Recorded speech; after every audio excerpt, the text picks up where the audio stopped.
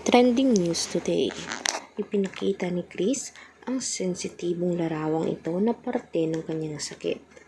Hindi talaga mawari ng mga tao kung bakit nagkaganoon o nagkumpul-kumpul ang sakit na meron siya. Tama nga ang hinala ng isang netizen.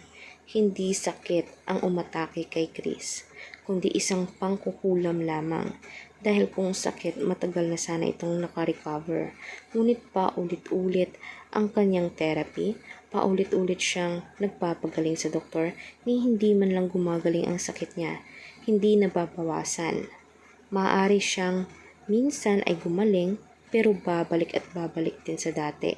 Ang kanyang pangangatawan ay hindi na maayos. Merong mataba at kung pag nangayayat ay sobra-sobra naman. Butot balat ang pag-atake ng pangangayayat ng kanyang katawan na halos hindi siya makatayo at makalakad. Minsan naman ay napakataba naman niya.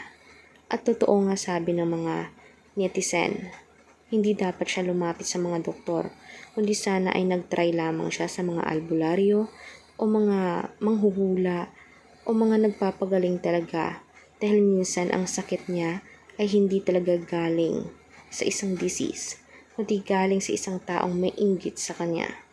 Ika nga ni Chris, sa taong makakatulong at makakapagpagaling sana sa kanyang kalusugan ay malaking gantimpala ito.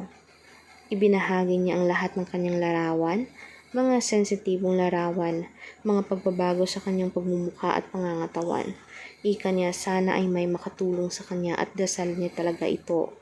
At may gantimpala nga. Kaya for more public videos guys, please mag-subscribe, i-click ang notification bell at i-share natin videos in public. Maraming salamat mga kanetizen, hanggang sa muli.